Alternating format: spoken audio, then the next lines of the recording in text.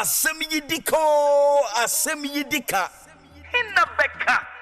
Akwasi insia. Commander 6. Kano send it here.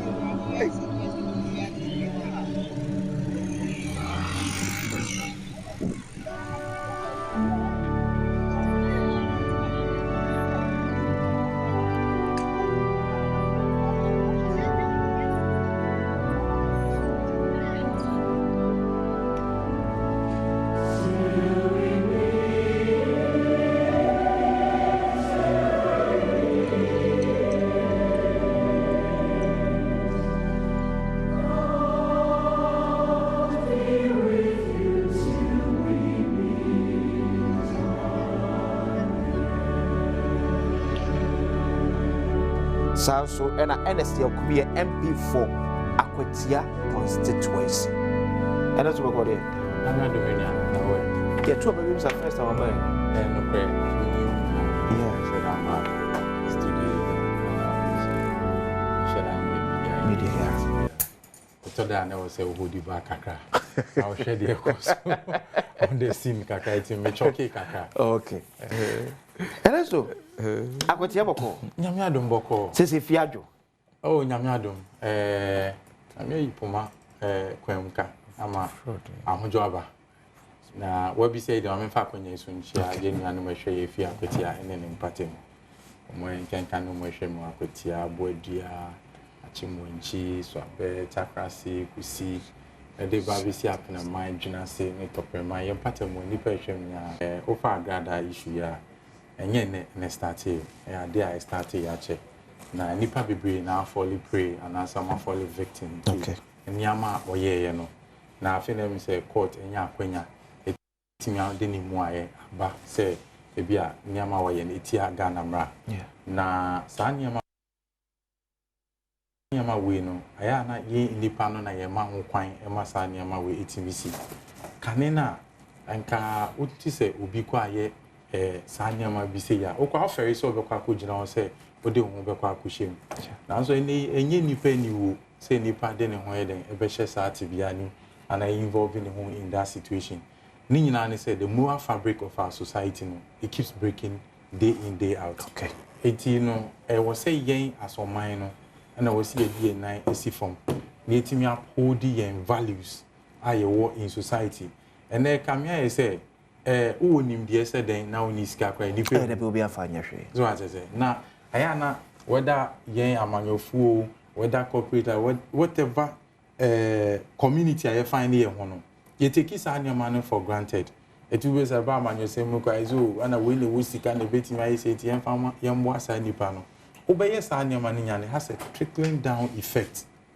so say kaneno aka anya hwe kwa teacher need society a so bibie ni a oman ne kwa bodwa na etimi free teacher ni no aba be cheche na ememu ama toni pass ma obi ayi da jatum enso ene so obi ni uti society na sebi no ono okudu obi da ne dem na na brabo nye fe kra na yebusa nipa ne se sometimes when it me craft free obi a onya amanyoni by virtue of nadwuma oyi because of your person oje MP ene obu e woni hu nti yes am for to me decide the papa ba na de wan twa dia na de wan twa dia so at basisi no sa moral fabric of society ni nyina break and then boys omo ankasa timi twe camera de to omo so ba ko ya mo se e be fa no ko me hu ni social media video but so Oto on is also $1.2 billion, so $1.2 million or say a filling station. Yeah. Also $1.2 million. Now people just congratulate people for nothing.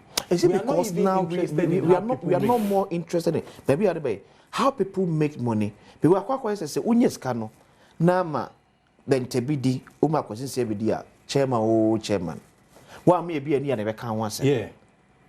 Wow, maybe a dino. Yes. Oh, dear, oh, yeah, chairman, chairman. Point of us in yes can be found. Till now, the interesting aspect is when you're in a show them, and I won't find yes, sir, and Yaman can be found.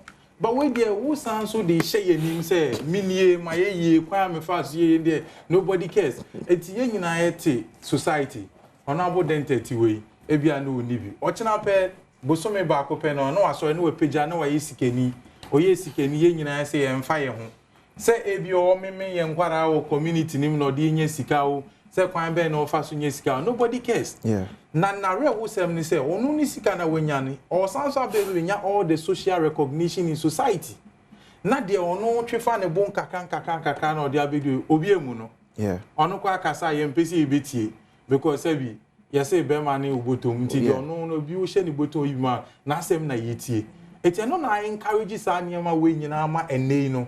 Enipa bebre na afehwe ene the last time somebody was telling me this story. Say uko secondary schools are ye won kwara wo ho no ma ebi wan kasa wo mo kasa park isi wo. Yes. Because they are involved in this fraud thing. Eti ama school ni kwa asabi ye mu bi ye ko ni bebe ni kwa asa so ni fa so. Yes uni hwe ya obonsam ebo pa. Eti akwara wie school oti fie oni hwe ye. Opani kwa ampo no we wie school we bi opa adwuma so ne sanka adwuma ye. Eti no woti wo hwe ti. Me voice kakrama me. Che say akwara wie school oti fie oni hwe ye. Pani wie school onye adwuma bi anye oti fie. Se bi edin se ne nsa bekona no. And every now and then bia no hwehwe avenue ono so betime nye bibi. Ameki bibi. Na obetu neni na TV so, obetu neni na radio so. Amanfo di adansi hunu. Efa niama ensem fata ho. Adansi ene se okọ nipa asumesi ono ma, otimi bo osika ho ye ni sei. Adansi ene se sa loto we de wutwa, otimi nya ho ensihu sei a. Sa nipa no ne konbedo se obekọ akoye sa ade no. Enti elsewhere no se obeye sa advert nipa na so obeye sa ade na there is a disclaimer.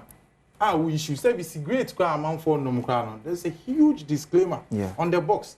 It is say who now say for the want of a better or person do kwasia yes ade na. Then that one it is up to you.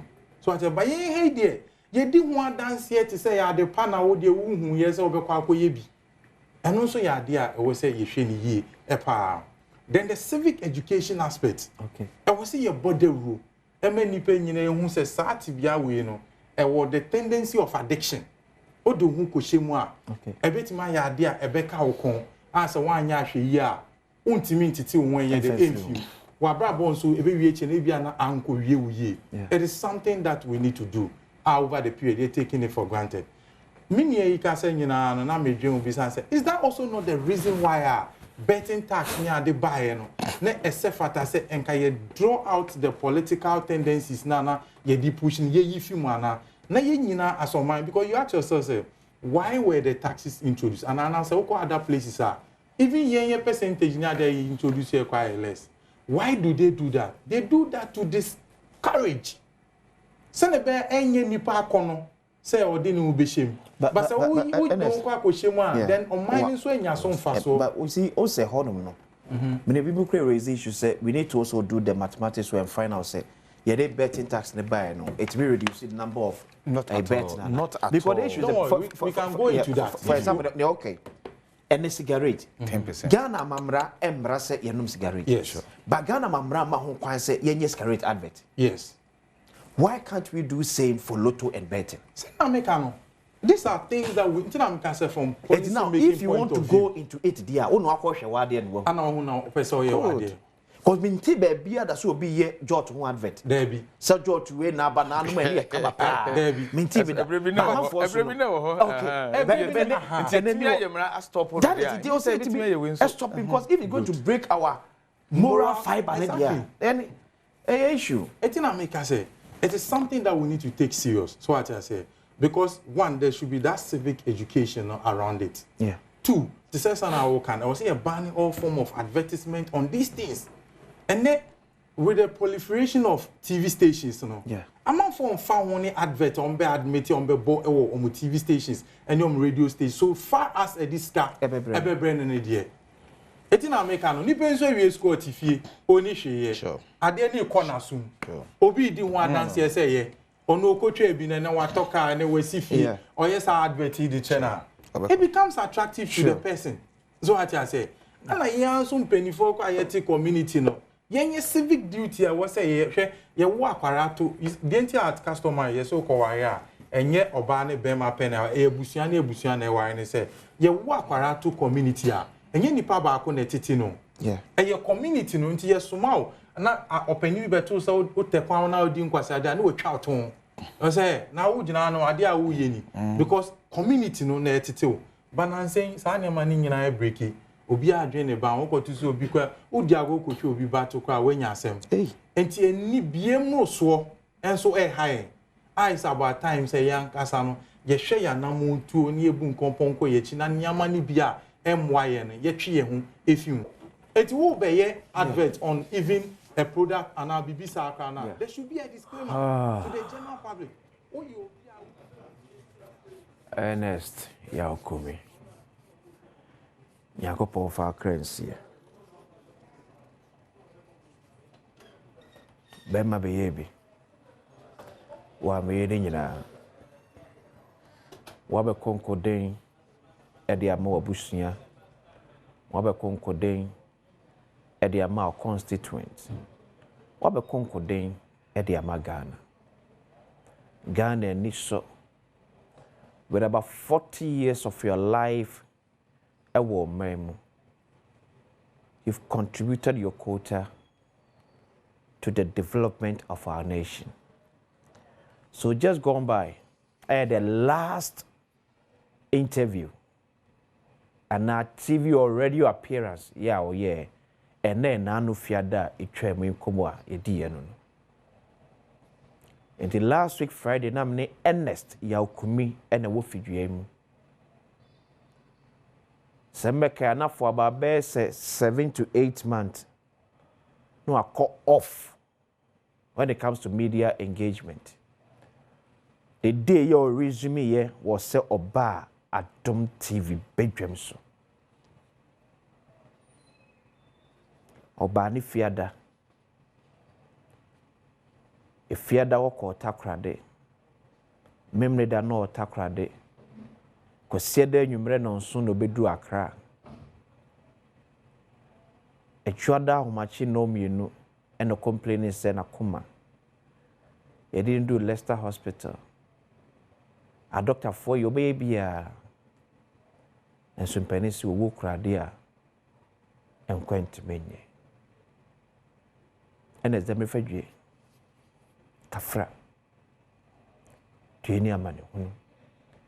Yedi akokoma oyire ene ne mamiensa wagya na kire ne maame ne papa ne nuanom abusua kaye o my Ghana mrahye bedwafie the new patriotic party na sorry ne nawfo yena ne yene no personal relationship enyina se endue ne nnuane so nwie bi ene ni panche no waje medidi akwasinsia Ernest Yaw Kumi ena akraye